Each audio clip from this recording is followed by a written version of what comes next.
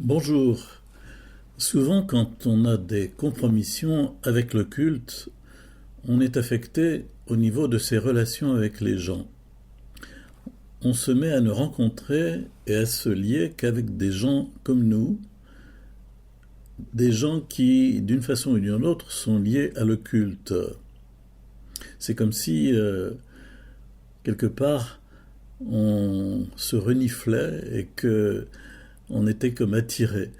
On ne se rend pas compte sur le moment, mais le jour où on essaie de s'extraire de tout cela, on se rend compte à quel point il y a une sorte de rétrécissement de la cartographie sociale, amicale, relationnelle.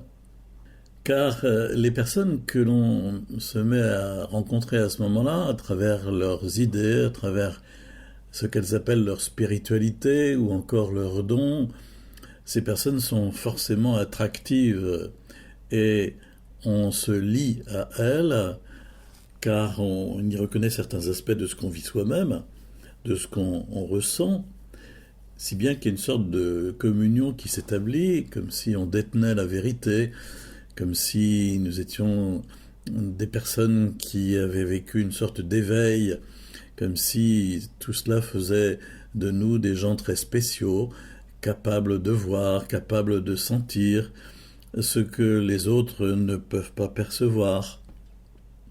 Si bien que, à y regarder de plus près, l'altérité et sa richesse disparaît au profit d'une sorte de relation où l'autre n'est qu'un miroir de moi-même.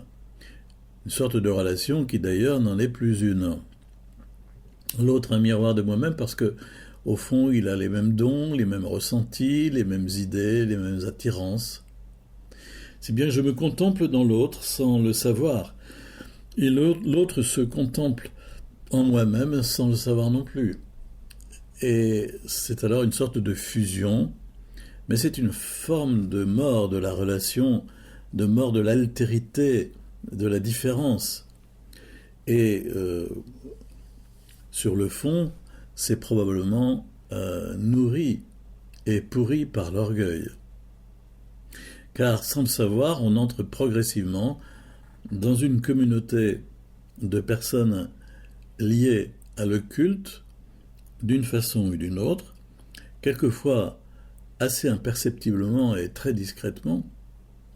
On intègre une vision de soi, une vision des autres, une vision du monde totalement à l'envers.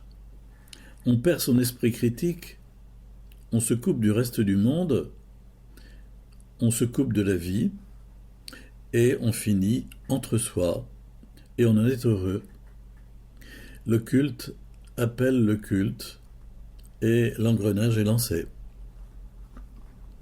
Si bien que ça devient comme une preuve, n'est-ce pas, que nous sommes connectés, que la vérité que nous partageons à travers ces dons nous rassemble. Et il y a même des personnes qui affirment que nous avons un degré de conscience plus élevé que la majorité des gens sur cette terre. Des genres de surhommes, surfemmes, bardés de pouvoirs magiques. Et pourquoi pas, et quoi encore?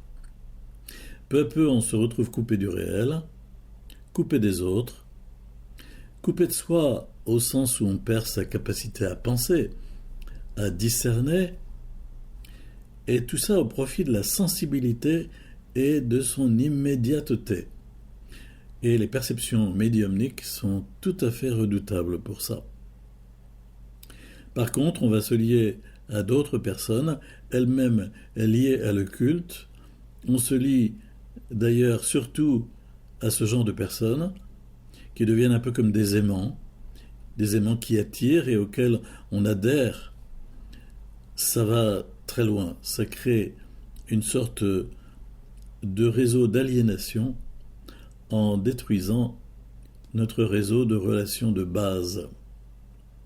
Et lorsque les personnes quittent le culte, au fond, suite à une conversion, suite à vraiment un changement profond de perspective, elles se rendent compte à ce moment-là de l'immense toile d'araignée que cela avait tissée autour d'elle.